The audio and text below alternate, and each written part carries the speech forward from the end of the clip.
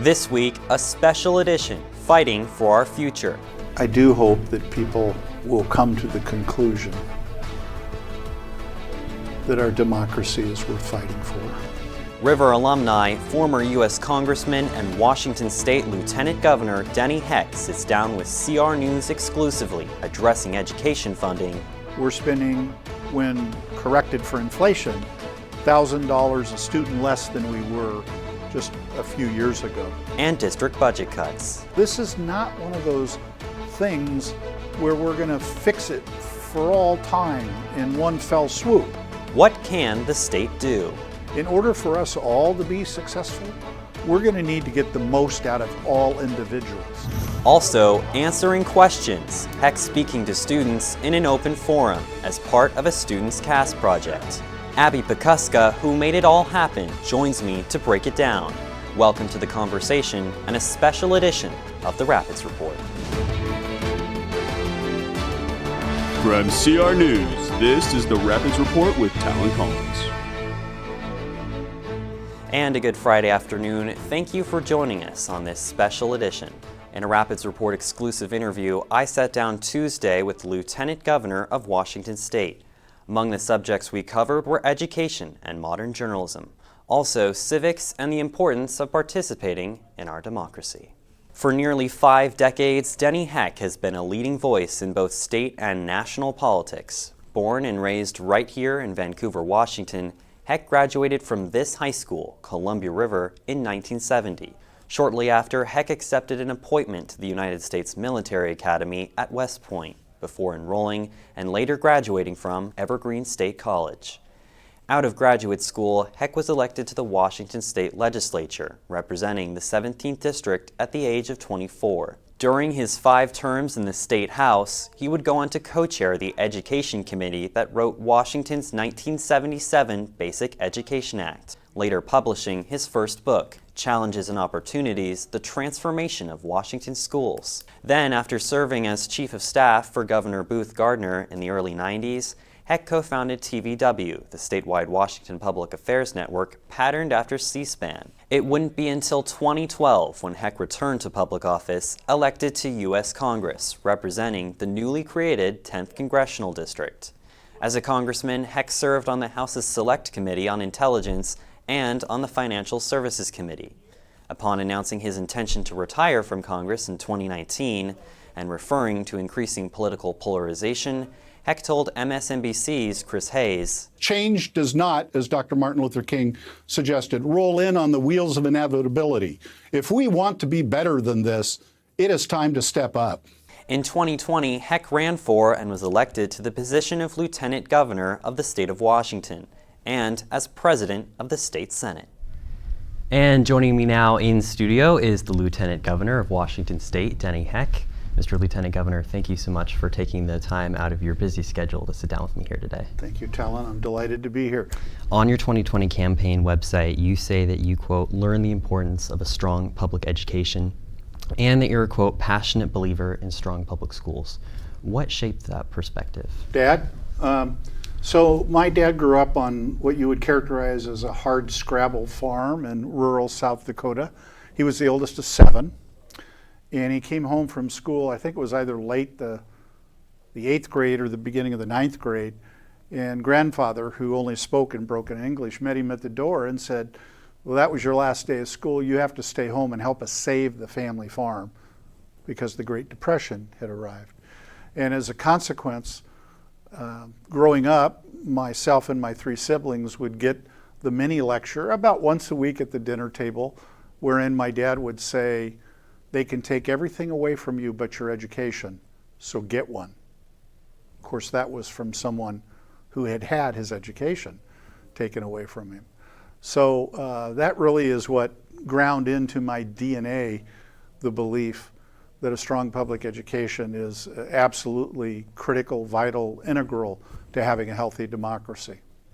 And of course, it doesn't hurt that for the last 48 years, I can't believe this number, I've been married to a middle school teacher and principal, long since retired, but nonetheless, education is a very important part of our household.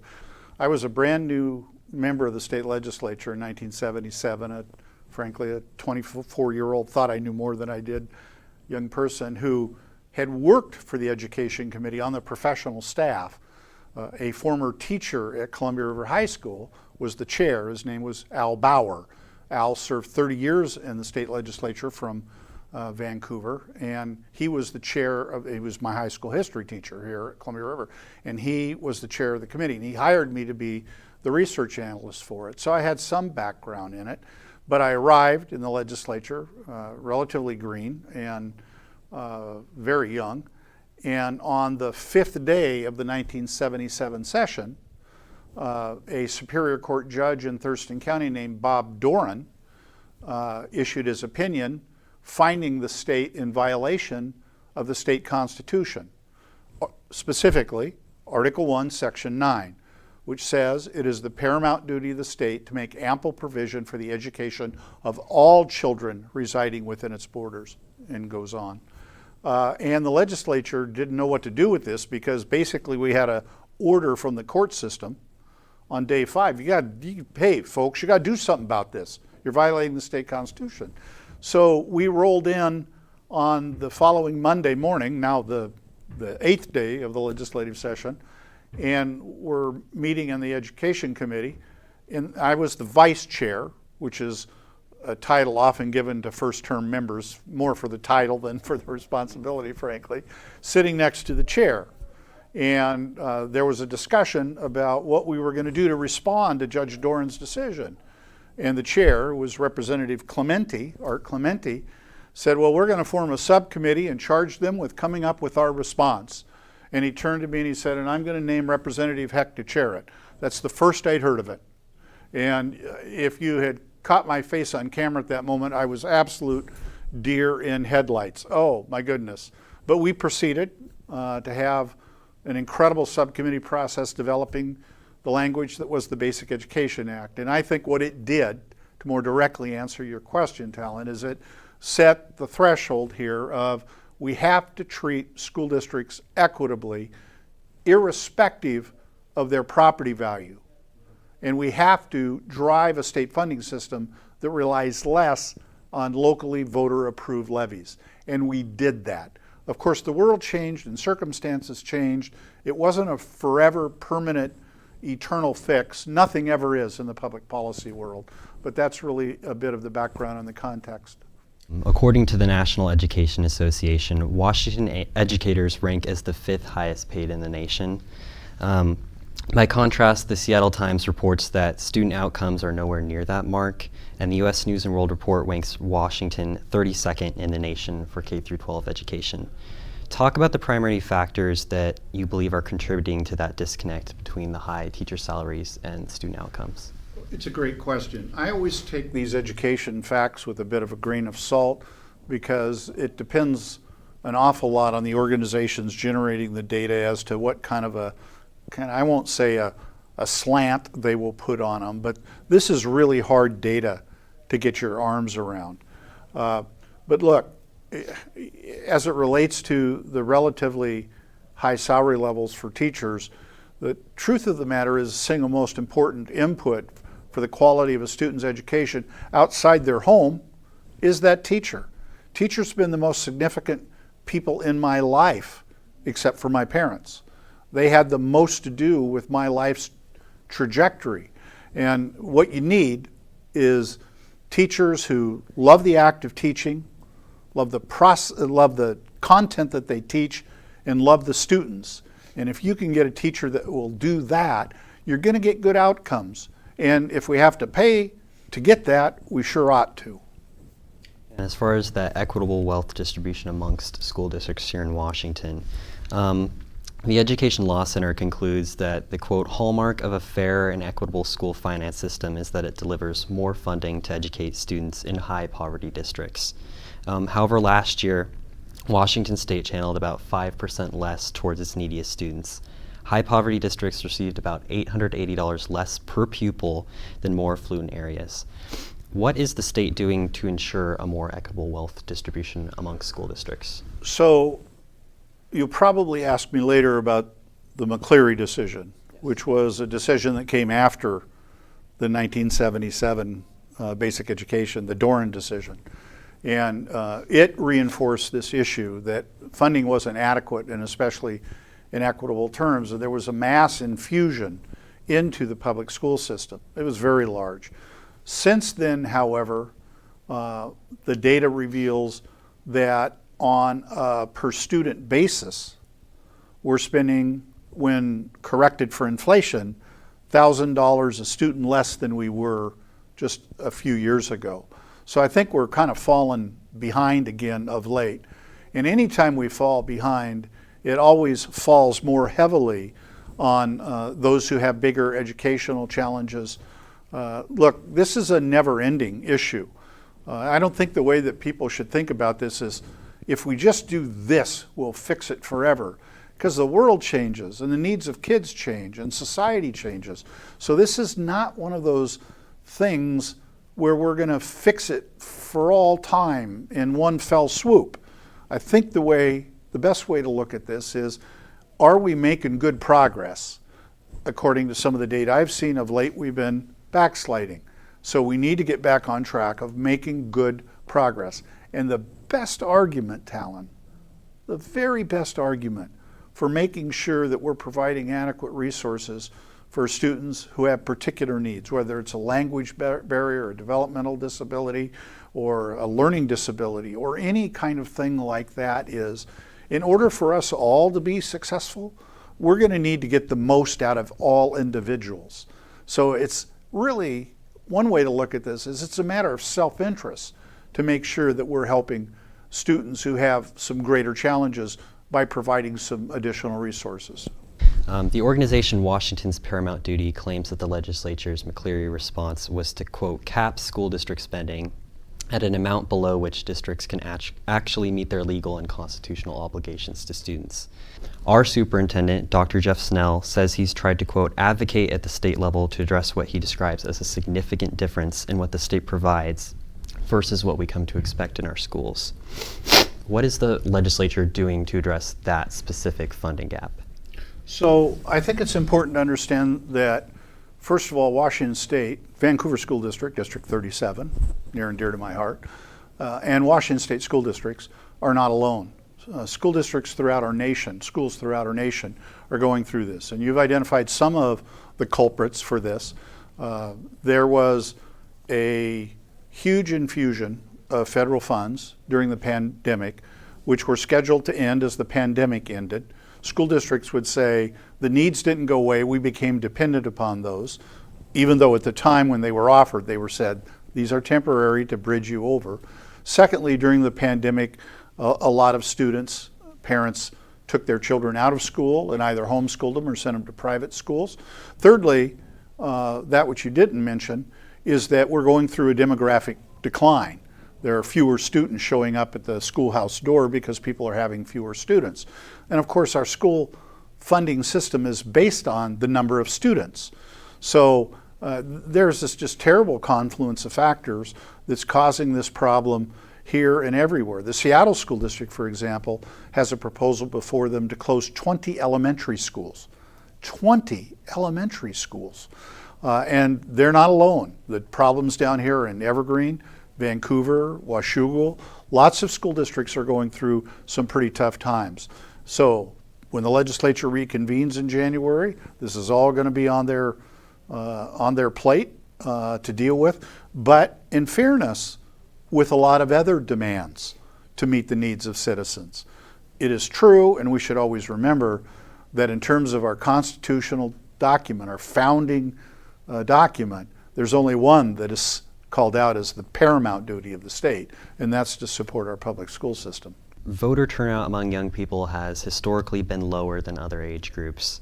What initiatives do you think could be implemented to increase that voter turnout among young people, or perhaps encourage them to pursue public service? So our work is mostly in the area of civic health, not necessarily civic engagement. There are lots of people involved in civic engagement efforts, lots of people involved in attempting to increase the number of voters who are registered to vote and increasing the number of voters who turn out. Our office's focus through a partnership called the Project for Civic Health, which is a partnership with the Henry M. Jackson Foundation, named for our state's late great United States Senator, and the Dan Evans School for Public Policy at the University of Washington, and the Ruckelshaus Center, which is a joint operation of WSU and the UW, is on civic health. And our objective is to attempt to encourage more respectful discourse in the public square. In other words, how we talk to one another, how politicians talk to one another about these issues. Secondly, to encourage people to lean in to trying to achieve principled compromises, because in a pluralistic society, I don't know any other way we're ever going to solve problems if we can't figure out how to compromise with one another and stay true to our principles. And thirdly, when that's not attainable, and it isn't always, how to disagree better. So our thrust really isn't so much civic engagement as it is civic health. Now, but back to your question, Talan. Voting turnout among the youngest voters has always been lower, forever. And it will rise during certain times, but the fact of the matter is that age group is always the lowest participating. The interesting part I find as somebody who was elected to the legislature at the age of 24 is the voting public, they are really receptive to young people being involved and to young people's ideas, way more so than I think a lot of young people recognize. I remember very well going door to door and handing out my literature and always being afraid that somebody would look at me in my then baby face and go, "Well, how old are you?" in an accusatory and hostile fashion. And I did get that question a lot, but you know what? When I told them, I would sheepishly say, "Well, I'm 24, or I turned 24 in the summer, so before my birthday I'd say, "Well, I'm about to turn 24. 100% of the time, you know what they said? What? Good. It's about time we got somebody young in there. Now that's my life experience from quite some time ago, but I think people are really receptive to young people. And I think if young people were more aware of that, they might be inclined to. How do you think we can make young people more aware of that? I think you're doing it right here, right now, aren't you, Talan? All right. Well, you bring up this idea of compromising and having to reach across the aisle as being a solution. You did spend 8 years as a member of U.S. Congress during a time in which American politics had become increasingly polarized. While in Washington, how did you approach bipartisanship and work across the aisle to achieve your goals? I often refer to a time I went on a CODEL. That's a congressional delegation trip abroad. And it was in my first term, and I went to Afghanistan and to Kandahar and other more remote parts. And the leader of our delegation was a member of the Congress from the opposite political party as me, who had gained quite a bit of notoriety nationally because during one of President Obama's State of the Union speeches, he yelled during a quiet point, "You lie!" And this blew up and became a national story for weeks, that somebody would do that to a sitting president. And that's pretty much all I knew about him. And then we got to Afghanistan. Behavior, by the way, which I think is highly inappropriate from a member of either political party, regardless of who is president. But we got to Afghanistan, and when we first landed, we went in this holding room. And there were a couple of young officers there. And I saw my delegation chair, the one who'd yelled, "You lie," walk up to one of those young soldiers and put his arms around him and hug him, and had tears streaming down his face. And when they broke their embrace, I saw that young soldier was this member of Congress's son. And it struck me so deeply that I went from the only thing I knew about him is he'd engaged in this egregious, inappropriate behavior to seeing him very much as a human being who was so concerned about his son's safety serving in a war theater. So a couple of days later, we were in Germany and we were out to dinner. There was a woman sitting between myself and that member, and she excused herself to go to the restroom, and I scooted over. And let's say his name was Frank. It wasn't. And I said to him, Frank, before we leave here tonight, you and I are going to figure out something we can work on together. We don't have the same philosophy. We don't have the same political party. We don't agree on much, but we're going to figure something out. And that night over dinner, we started talking about things that we could work together on. And we found one. And it was actually kind of a major issue. And we worked together on it to success. So the point of that story is, A, how important it is to view people with whom you disagree as human beings and not to what I call the other them, to treat them as or delegitimize them because they don't agree with you. And secondly, to always remember that for however many things you disagree on, if you work hard enough, you can find something that you can agree on and work toward together.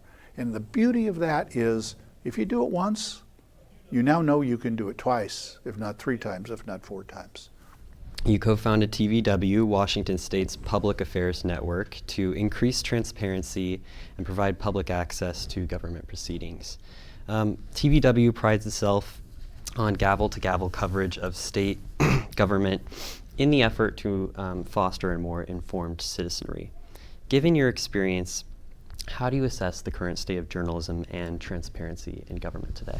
Well, transparency's kind of like our support for public schools, a never-ending quest, but when I compare it to what it was when I was a young man, it's off the charts good.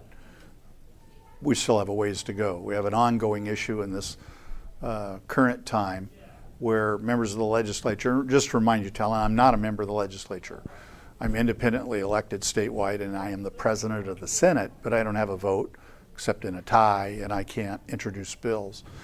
There is a conflict that's raging where members of the legislature, some believe they have a privilege to withhold information of their personal records. So we obviously have a ways to go in terms of this transparency business, but I think we're doing so much better than we used to. And I think we can do a lot better than we are. And why not? It's their government. They ought to be able to watch their government at work. That was always my philosophy at TVW. It's their government.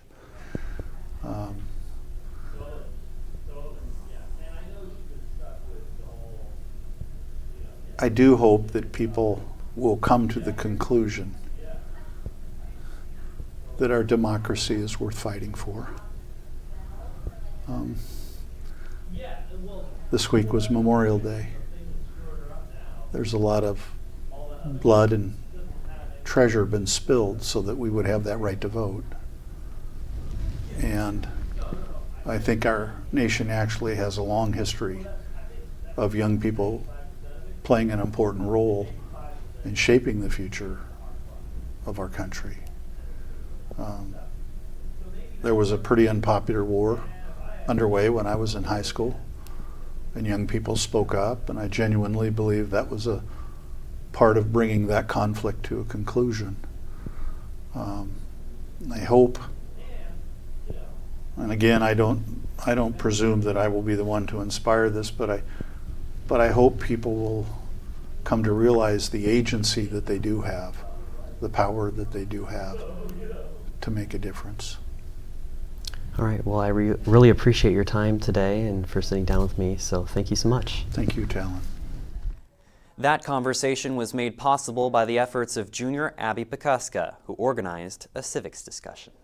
After school in the gallery on Tuesday, Washington State Lieutenant Governor Denny Heck answered student questions as part of junior student Abby Pekuska's CAS project. Pekuska, who helped to lead the open discussion, asked a few questions of her own. With Superintendent Snell in attendance, along with questions on civics and political ethics, students asked about state funding amidst the district budget cuts. The Lieutenant Governor sharing his insight on the value that education provides, recognizing his wife, a former middle school teacher.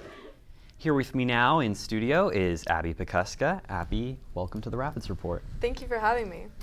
Yeah, tell me a little bit about that internship experience in Olympia. How did that influence your interest in civics? Of course, so when I went up to Olympia, I had the amazing opportunity of being able to work under several senators, as well as being able to work on the Senate floor, and I was able to understand our state government as a whole, and it was a really amazing opportunity. I was able to advocate for youth voices and work with other youth in our state. Yeah, and during that internship, you had the opportunity to connect with Lieutenant Governor Denny Heck. How did that connection come about? Yeah, so in the program that I was in, all of the youth were able to meet Mr. Heck, and we were able to take a photo with him. And he mentioned that he went to Columbia River High School, and of course I do too. So we connected through that, and he's, of course, Columbia River High School is his alma mater. He's very proud of it. So we connected through that. You've mentioned in the past that you had a private conversation with the Lieutenant Governor. How did that impact your perception of civics? Yeah, so I was able to have a private conversation with Lieutenant Governor, and it was an amazing experience and something I will definitely never forget. And he answered some of the personal questions that I had about politics, and he advocated for the importance of civic duty and, as citizens, the importance of sharing our opinions and our thoughts, as well as fully understanding what is happening in our state, and not only in our state but in our nation as well, to help play our part in upholding our democracy. Yeah, and as far as the event that took place on Tuesday, what was the inspiration for that event? What led you to creating that, and what were some of the goals that you had in mind for the event? Yeah, so I've been wanting to do a discussion such as the one that I did yesterday for quite some time now. And the whole goal is something that I've noticed as not only being a student but working at the Capitol as well, is I noticed that there's a large stigma around politics as a whole. And as youth, a lot of what we see is political arguments, not really political discussions. So when we only see arguments with politics, there's a stigma around it. There's this mentality that with politics comes arguing just as a whole. So my goal was to have a civil discussion about just politics as a whole and emphasize the importance of civic duty. And I wanted to impart that onto my peers, as it was something that I was able to understand and grasp during my time at the Capitol. So I wanted to bring what I learned back to my community so everyone can understand that we do have a part in the decisions that our state government makes, and it's important to cast your vote for what you truly believe in. Yeah, and as far as your potential future involvement in politics, do you see yourself in this career? I definitely see myself involving myself in politics. I don't really want to go into public politics or electing politics, but I aim to do something more global, working at the UN for global policies is what I'm really passionate about, as well as refugee and asylum cases. That's something I'm extremely passionate about, so that's where I aim to work. What advice would you give to other students who may also be interested in politics? Anything that you're passionate about, you should attempt to involve yourself in. I researched myself personally. I was able to find many opportunities to involve myself in politics, but anything that anyone's interested in, just become involved and talk to your peers and find other people who are also interested in that field, to just learn as much as you can about it and engage yourself in that community as much as you can. And as far as the topic of civic engagement and political ethics, which he was there to talk about, why do you believe that's something that's important for high school students to have a grasp on? Of course, so as we enter the adult world, we're going to confront many challenges, and our role as citizens and the civic duties that come with that are extremely important, of course. So like I said previously, I believe that there is a large stigma around politics as a whole. So when we bring that discussion to school, we are able to remove the stigma around it, and when students enter the adult world, they're able to better understand their role and find value in their role in upholding democracy and helping share their voice so that we can all grow as a society. Yeah, and how do you think that schools can better support students in becoming those active participants in their community? Definitely just having open conversations about politics, what is happening in our government. I know many people aren't even sure who's, especially with the major presidential election coming up, some people don't even know who the candidates are. So having conversations about just the basics of what is happening in our state government and our national government is extremely important. And advocating that your vote does matter, and not only that your vote matters, but your opinions on politics matter. Yeah, well, Abby, thank you so much for your time today. Thanks for That having is me. our show for this Friday. I'm Talan Collins. Connor Orr will be here next week with his report on last weekend's state competitions, featuring a special rapid roundtable with our sports team. As always, the conversation continues, because here at CR News, the Rapids report.